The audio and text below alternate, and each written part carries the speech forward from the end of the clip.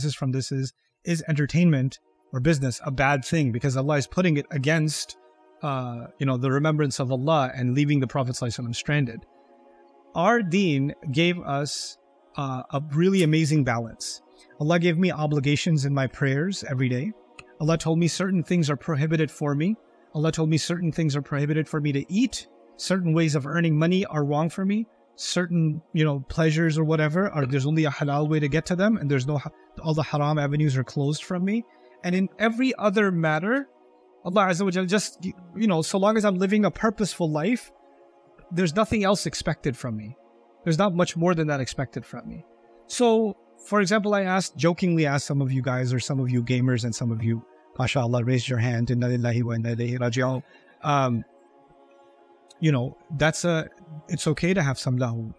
It's okay to have some entertainment. It's okay to play sports. It's okay to play a video game every once in a while. It's fine. There's nothing.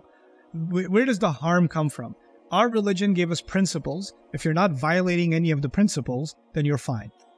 If your entertainment or your work is taking you away from the mandatory remembrance of Allah, it's taking you away from what you should be doing, then there's the extreme. By the way, there's the opposite extreme too. I'm not doing enough for my deen. I need to study more deen. Okay, well, you haven't spent any time with your wife for 2 months. Yeah, but I'm studying deen right now. Well, you're spending time with your wife is actually a part of your deen. Playing with your kids is a part of your deen. Earning is a part of your deen. Right? Keeping inna li nafsika alayka haqqa. Your own person has rights over you too. Quran even says, "La tansa nasibaka min ad-dunya." Don't forget your own portion in this life. Allah made us appreciate, like, for example, if I was studying all day and the Quran says, "Wal habbu dhul asfi wal rayhan," and the farm and the winds that blow that have beautiful smell in them, how am I going to sit there in the masjid and understand this ayah? In order to appreciate this ayah, what would I have to do? I have to go outside. Where it says, "Qul siru fil ardi," go travel in the land. Fanzuru kayfa bada al-khalq. Take a look, how did creation begin? I can't do that sitting and studying or doing dhikr. I have to go. That's the dhikr too.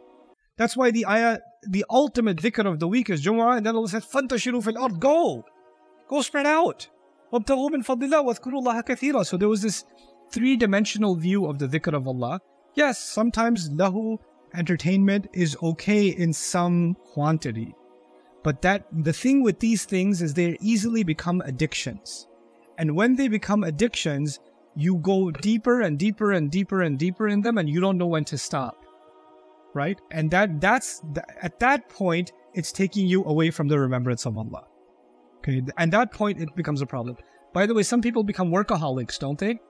They're always thinking business. They're always thinking, oh, gotta open up the next store. They're always thinking, gotta make the more profits, or keeping track of the stock, or whatever else you're doing. Bitcoin or whatever, anything that immerses you so much that now your basic remembrance of Allah is going away. Your obligations to family are going away. You're not even, your connection to the Quran is disappearing. Then this is where you have to draw a line. So Allah mentioned these two things because these two things are actually so dangerous, so powerful, tijara and lahu, that they can even take someone away from the Prophet standing there. They're that powerful. So don't underestimate them. Deal with these. We have to do business. Entertainment at some level and distraction at some level is a necessity in life, but make sure you understand you're dealing with something that can easily go out of balance, that can easily become very powerful and start replacing the remembrance of Allah. Notice also something, a final quick observation, 2 observations about the use of these 2 words in this ayah. Allah mentioned them twice. وَإِذَا رَأَوْا تِجَارَةً أَوْ لَهْوًا انفضوا إليها. First interesting thing is Allah said إليها. Even though there's 2 things, it would be إليهما. But He said إليها, just one. And the ha is referring back to tijara. And some said, oh, because they're all fused together. Another rhetorical purpose of this could be that the lahu, the distraction, is actually emanating from the tijara. In other words, let me put this to you another way. It could be that you're making good money, and because you're making money, now you can afford a PS5. And now you can download the newest game. And you're making good money, and now you can go on that extra vacation. Or now you can buy the tickets to the game. Or now you can... So the more tijara happens, the more room for, lahu comes in, right? So the real culprit then becomes, why are you making more money? Are you making more money because you want the more expensive vacation? Are you making more money because you want to distract yourself with, more movies, more games, more whatever? That's the goal from the money. So it's creating more distraction. By the way, distraction isn't just distracting activities. Sometimes it's stuff. You want to buy more stuff. You want to collect more stuff, right? And so the main culprit, tijara, is actually highlighted in that. But also in the incident, the main culprit was the trade caravan, right? More people, the first reason people got up is because they wanted to buy something. Secondarily, people got up and said, hey, some people are getting up, we should get up too. So the tijara group was A and the lahu group was B. But then at the end of the ayah, Allah flipped the equation. He flipped the sequence. He said, قُلْ مَا عِنْدَ اللَّهِ خَيْرٌ. Tell them what Allah has in His possession is better. مِنَ اللَّهْوِ وَمِنَ التِّجَارَةِ. What Allah has in His possession is better than entertainment and better than trade. So He flipped it. So in the beginning of the ayah was tijara lahu, and at the end of the ayah it's lahu tijara. What could the reason for that be?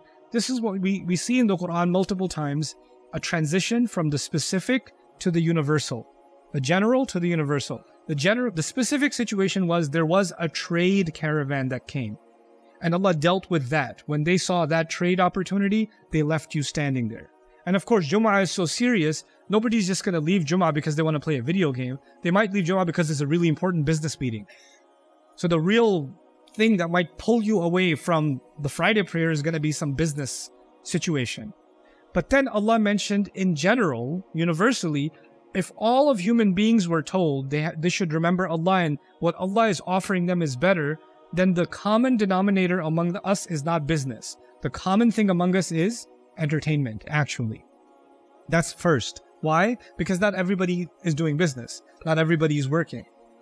But everybody is still distracted. Everybody still wants some form of entertainment, right? So lahu is actually the more universal culprit, generally speaking. So Allah says, in general in life, you should remember, tell them what Allah has is better than entertainment and better than business. Now, what is it that Allah has? What's He referring to that Allah has? In this case, anything Allah commands you to do, in this case, Allah wanted me to come to the remembrance of Allah. That remembrance of Allah is building something in me. He's giving me a treasure. So He's actually almost commodifying the dhikr of Allah. Allah didn't say remembering Allah is better than entertainment and trade. Allah is saying what Allah has is better than entertainment and trade. As if to say, when I truly remember Allah, Allah gives me something. Allah gives my heart something. Allah gives my soul something. Allah gives barakah to me in some way. And that thing that Allah gives me, whatever it is, it cannot be named because He gives it in different ways to different people. That's why ma is used. Whatever Allah has, right? He didn't say it's the thawab of the akhirah. He didn't say it's a new job that Allah will get you. He didn't say it's a sickness that Allah will remove from your life. He didn't specify it. But it's something that Allah has. And the only way for you to get it is by the dhikr of Allah. If you can get that, then you will realize that that is better than entertainment and that's better than trade.